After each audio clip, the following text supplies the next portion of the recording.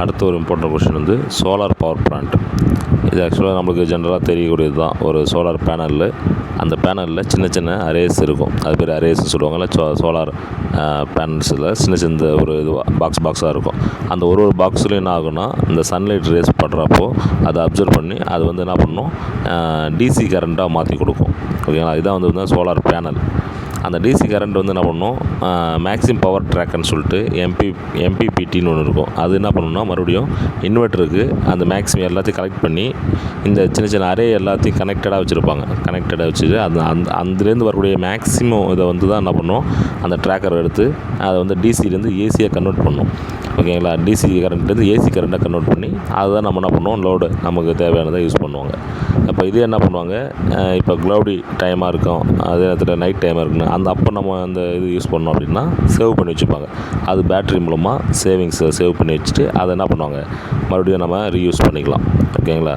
அது மாதிரி இந்த சோலார் பேனலு இதை பற்றி கேட்டாங்கன்னா நீங்கள் எழுதணும். ஓகேங்களா.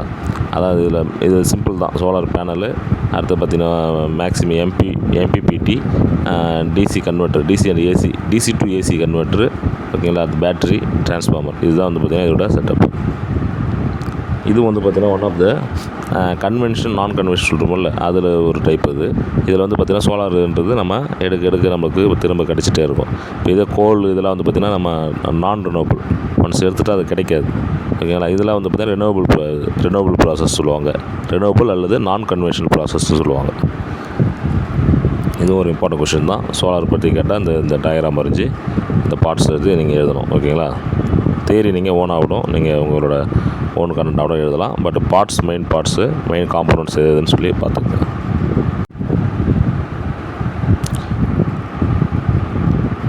நெக்ஸ்ட் இம்பார்ட்டன்ட் கொஷின் வந்து பார்த்திங்கன்னா விண்ட் பவர். அதாவது நம்ம அந்த காற்றுலேருந்து இதுக்கு முன்னாடி பார்த்து சோலார் நம்ம சூரிய வெளிச்சத்துலேருந்து எப்படி எலக்ட்ரிசிட்டி எடுக்கிறாங்க. அதேமாதிரி இது விண்டு மில். அதாவது என்னென்னா காற்றாலைன்னு சொல்லுவாங்க. அது காற்றுலேருந்து எப்படி எலக்ட்ரிசிட்டி ப்ரொடியூஸ் பண்ணுறது அப்படின்னு. இதில் 2 டைப்ஸ் இருக்குப்பா, ஹரிசாண்டல் டைப்பு, வெர்டிகல் டைப்புன்னு. இது நம்ம பார்க்குறது வந்து ஹரிசாண்டல் டைப், அதாவது HAWTன்னு சொல்லுவாங்க. ஓகேங்களா. இந்த கொஷின் ரொம்ப இம்பார்ட்டன்ட் கொஷின். இதில் ஆக்சுவலாக உங்களுக்கு தெரியும், இதில் மெயின் பார்ட்ஸ் என்னென்னா அந்த ரோட்டார் பிளேட்ஸ் இருக்கும். அந்த பிளேட்ஸ் வந்து பார்த்திங்கன்னா வெயிட்லெஸ்ஸாக இருக்கும். அது வந்து இதில் வந்து பார்த்திங்கன்னா மெயின் இந்த ரோட்டார் பிளேடு டிசைன் பண்ணுறது தான் ரொம்ப காம்ப்ளிகேட்டடான ஒரு இது. இதில் 2 ரெக்கை அப்படி இல்லைன்னா 3 ரெக்கை இருக்கும் இதில். ஓகேங்களா. மேக்ஸிமம் 3 இருக்கும், அதுக்கு மேலே இருக்காது. ஓகேங்களா. அது கூட ஒரு மெயின் ஷாஃப்ட் கனெக்ட் பண்ணியிருப்பாங்க.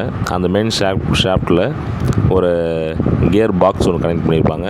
அடுத்து ஒரு ஜென்ரேட்டர் கனெக்ட் பண்ணியிருப்பாங்க. இது என்ன பண்ணும் அப்படின்னா, இந்த காற்று அடிக்கிறப்போ அந்த காற்று வந்து அந்த பிளேட் சுற்ற வைக்கிறப்போ அங்கே அந்த மெயின் ஷாஃப்டானது ரொட்டேஷன் ஆகும். அது ரொட்டேஷன் ஆகிறத கியர் பாக்ஸ் மூலமாக நம்ம என்ன பண்ணுவோம், ஸ்பீடை வந்து இன்க்ரீஸ் பண்ணுவோம். ஓகேங்களா. கியர் பாக்ஸ் சரியல் நம்ம பைக்கில் வச்சு காரணம் கியர் அதிகப்படுத்த ஸ்பீடு அதிகமாகும். அப்போ இங்கே வரக்கூடிய ஸ்பீடை வந்து நம்ம அதிகப்படுத்தி அதை வந்து ஜென்ரேட்டருக்கு அனுப்புகிறோம். ஜென்ரேட்டர் சுற்ற வைக்கிறப்போ நம்ம அது வந்து எலக்ட்ரிசிட்டி ப்ரொடியூஸ் ஆகும். ஓகேங்களா. இது ஒரு சிம்பிள் கான்செப்ட் தான். இது போல் இதில் இந்த டவர் மாரி வச்சு அதில் வச்சுருப்பாங்க. என்ன ரீசன்னா, காற்றால் வந்து அந்த காற்று ஓட்டம் வந்து பார்த்திங்கன்னா அந்த ஒரு சர்டன் ஹைட்டுக்கு தான் நல்லா நம்மளுக்கு காற்று கிடைக்கும் அப்படின்றதுக்காக நம்ம வச்சுருப்போம். ஓகேங்களா. இதுதான் ஒரு சிம்பிள் இது தான். பட் ஆனால் இந்த கொஸ்டின் கண்டிப்பாக வரும்பா. இதில் வந்து நமக்கு தெரியும் ஜென்ரேட்டர் இது எதுக்கு பார்ட்ஸு, கியர் பாக்ஸுக்கு சொன்னால கியர் பாக்ஸு ஸ்பீடு இன்க்ரீஸ் பண்ணுறதுக்கு. இது வந்து ஜென்ரேட்டர் வந்து பார்த்திங்கன்னா அந்த வரக்கூடிய அந்த மெக்கானிக்கல் எனர்ஜியை எலக்ட்ரிக் எனர்ஜியை கன்வெர்ட் பண்ணுறதுக்கு யூஸ் ஆகுது. இதில் மெயின் வந்து ரோட்டார் பிளேட்ஸ், அந்த ஃபேன் வந்து ரொட்டேட் ரொட்டேட் எப்படி பண்ணும், ஆட்டோமேட்டிக்காக அந்த காற்று வந்து என்ன பண்ணணும், அந்த பிளேடு மேலே படுறப்போ பிளேடு ஆட்டோமேட்டிக்காக சுற்ற ஆரம்பிக்கும். இது ஒரு இம்பார்ட்டன்ட்.